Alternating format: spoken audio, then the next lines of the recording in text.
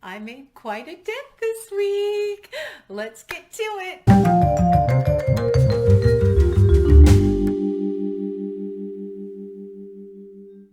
Hi everyone, I'm Sandy and welcome back to my channel. Today I have a 1001 book countdown for you.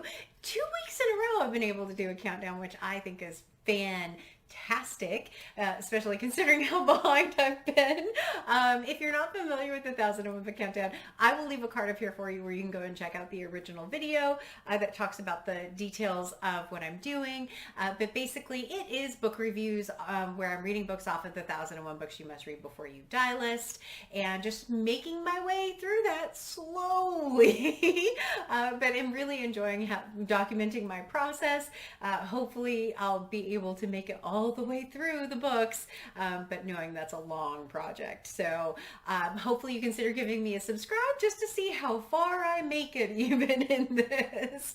But for today, what we'll do is we will go ahead and put up, I wrote them down, I did put up the numbers for today, and the numbers are 941 and 44, which is of course my 2022 number. So every year at the beginning of the year I pre-select 52 books, and then I count down those with the lower number. So anyway, what was I gonna say? I don't know, but let's go ahead and jump in the book. So the first book that I read, I picked up really because I had read Everybody by Olivia Lang. This particular book has a writer featured in it whose name is Kathy Acker, and you learn a lot about Kathy Acker as you go through this book. And the book I ended up reading for this week was mentioned in this book and was on the 1001 book countdown. So I ended up doing a buddy read with Stephanie Cohen, who I read Everybody with, and the book is Blood and Guts in High School by Kathy Acker. I love this cover, by the way.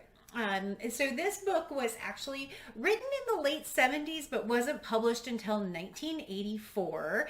I have the notes on the back. It's about the middle of her work. Kathy Acker, what you hear in Everybody is Kathy Acker was diagnosed with breast cancer in 1996. So this book was written about 12 years prior to that diagnosis, and then she ended up passing away in 1997.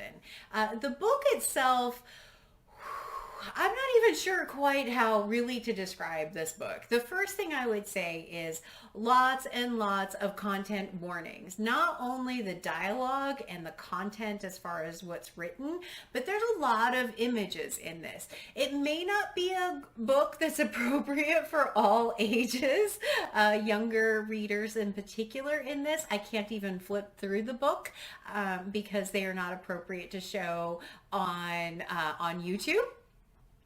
But the book follows a character whose name is Janie, and some of the content warnings come in because Janie is 10 and she is describing having sex with her father, brother, friend, sister. It's not really clear who it is, but her age is pretty apparent in this book. And so you start off right from the very beginning with just this very disturbing content, and the rest of the book follows Janie up through, I think, age 15 about, and it is angry on the page. She just put a lot of just rage, it felt like, in this. Stephanie and I both were saying this would be a magnificent book to read as part of a women's studies course, to really do a deep dive and dig into it, because there's just so much to unpack in this. And just her discussions and her anger and her experiences. I'm not going to give spoilers on what happens to Janie as far as what she ends up going through. It has multiple sections in this where she's with her father, and then she's in New York, and then she's somewhere else, and so it's very confusing at times what is going on with Janie. So one of the things is, if you read this book, know that there's just some non-traditional kind of font in this. I keep picking pages that have swear words on it, so That's twice now. There's also some Persian kind of poems in it. What's really interesting is my husband is from Iran and can read some Persian still. He left there when he was young, but he still remembers. And when I showed him this section, this first word, Janie, I asked him what this said, he said it said crazy person, which I just wonder if that was an intentional thing that Acker did. Stephanie had shared with me just a really interesting site about the translations, and are those real, the English versus the Persian kind of words in there, but it was another fascinating component of this particular book. Overall, would I recommend this book? I think there's a certain audience. I don't think this book will work for everyone. I don't think it's appropriate necessarily for all age groups, but it is fascinating to kind of read. I have to say it's been now a week since I finished this, I believe, and I still am having trouble unpacking everything that happened in this book. It's like, and then I'm also having trouble deciding, did I really like it? I don't know. And so is that brilliant, or is that something other than that?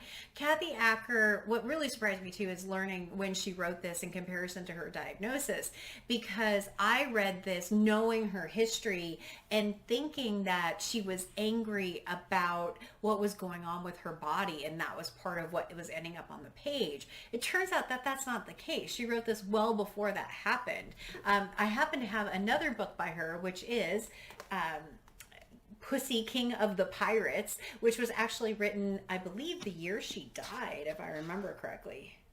The year before, the year she was diagnosed, in 1996.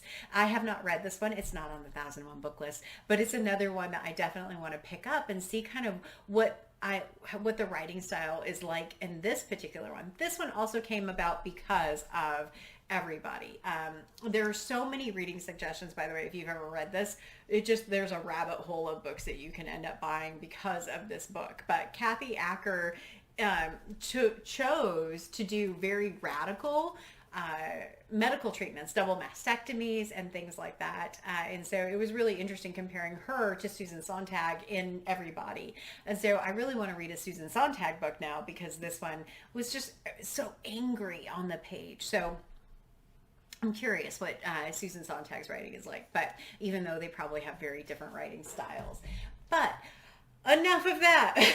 With this book, we go from, I wrote this down too because I always get this wrong. We go from 941 to 940, and then we go from 44 to 43 because it is on the 2022 list. Yay. Okay, so the next book that I read was actually one I was supposed to read in January for the Reading Africa Challenge and didn't get to it, which is Midaq Ali by Naguib Mahfouz. This is an Egyptian writer. This is the second book that I've read by this author. The first was Miramar, and this book was written in, it says 1947, and was translated into English in 1966. This author has actually quite a bit of work. I hadn't heard of Mahfouz before the 1001 book countdown, and this is somewhere kind of in the around the middle of his work. And he also had some things that were published posthumously. So he passed away at the age, I believe, of 97. I might be making that up. He did pass away. I don't remember what year he passed away. Anyway, so out of the two books that I've read, Miramar and Midaq Ali for this author, this one was by far the more successful one. This follows a whole cast of characters who live in Midaq Ali. And so there's a wide range of ages, of income levels, of professions in this. There's some, soap opera-y type stuff that happens. There is a fantastic set of characters, one who is a dentist, but isn't really a dentist, but everyone calls him doctor, and is able to get these amazing dentures for people for cheap. And then later you found out why he's getting those. And it was just one of those moments you go, oh, that's bad.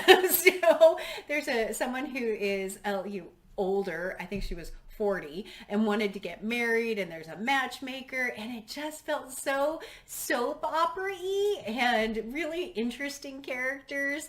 I really enjoyed this one quite a bit. Like I said, way more than Miramar. It is one that I think wider audience would probably like this book. Like I said, I haven't heard a ton about this author on BookTube. So I'm fascinated to see, have you read this one? Have you read anything by this author? Is there another one on the list? Those are the only two on the 1001 book countdown by this author. So I'm curious if you've read anything else by this author. But this one, or this author, did win the Nobel Prize in Literature. It says it right here on the front of this book. So yeah, that is the second book that I read this week. So I'm looking, because I've already forgotten what the numbers are. That takes me from 940 to 939 and takes me from 43 to 42 because it was also on the 2022 list. Very excited. That's two. Also, just so you know, this one is also pretty short. I did select some short books to try and get caught up a little bit. And I do have a third book, which is very, very thrilling. So the last book that I ended up picking up is the shortest of the three at 183 pages, and it is Life and Times of Michael K. by J.M. Coetzee. So this book, I have to look on the back again, was published in 1983. It's actually the fourth book by Coetzee that I've read. I read Disgrace, Slow Man, Elizabeth Costello, and then this one, Life and Times of Michael K. Sadly, this book is not about Michael K. Vaughan. Very sad. I think Michael said he has actually read it. So this book won the Booker Prize in 1983, and I will say that this one is probably my favorite one of all the Coetzees that I have read so far. This features a character whose name is Michael K. It's broken up into three parts, and the first part, it's Michael caring for his mother. They're trying to get back to her homeland. She is not doing well. She's very sick. It's in a time of a fictitious civil war in apartheid type time frame. I really liked parts of this book. I think that the character of Michael, like I said, from all the Coetzees, this one I liked the character of Michael the most, and I think that he was the most relatable. He goes through a heck of a lot in this book, and the second part of this book, he goes from I don't want to spoil it though, with his mom. He ends up in a medical facility, and then the third part is after he's left the medical facility.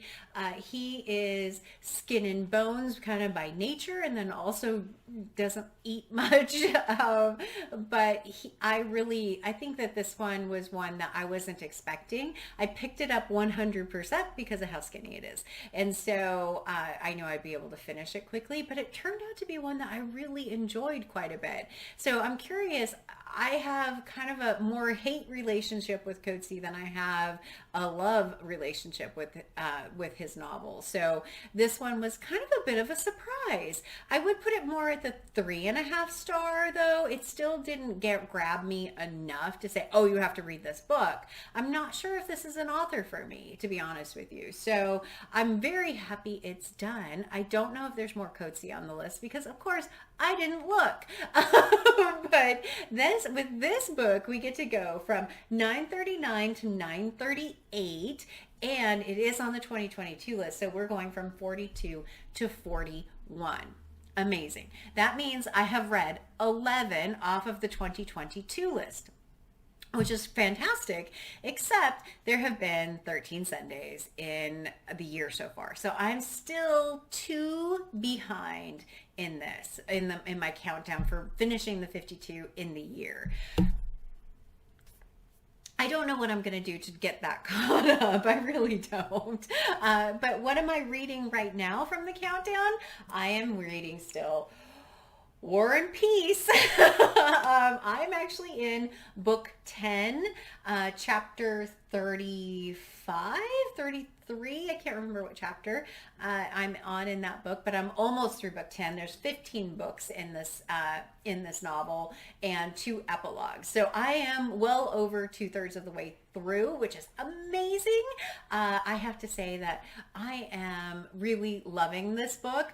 I was super intimidated by it, didn't think I would get along with it, and there's days that I just want to pick this one up and this is all I want to read. So I am very excited to get to the next sections, and I'm also very excited about finishing it. But hopefully I have a deep dive of War and Peace for my next countdown. That would be amazing. But that, this monster book only counts for 1 book on the countdown. So that's what I have as far as what I'm reading and what I finished reading. The other books that I'm reading right now that I'm not, that aren't part of the countdown, I am reading Great Circle by Maggie Shipstead. I'm doing this as a buddy read with Shelley Swearingen and Sonia Devaney, who's a subscriber and a friend.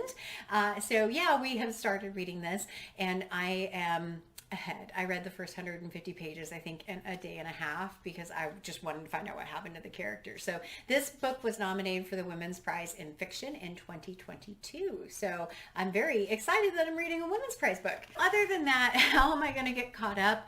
I don't know. When I look at my April list, my April stack is up here, and you can see there's some big books up there. I do have, a few small books kind of picked out that I could read that are on the 2022 list, but I really don't know. I might try and pick up another one before the end of the month. Probably won't. So I have some options to try and get caught up, but I'd have to read 6 in April to officially be caught up with finishing the 52 by the end of the year. So we'll see. It's not looking good so far, but you never know. But with that, as always, like, comment, and subscribe. And until next time, everyone, thanks. Bye.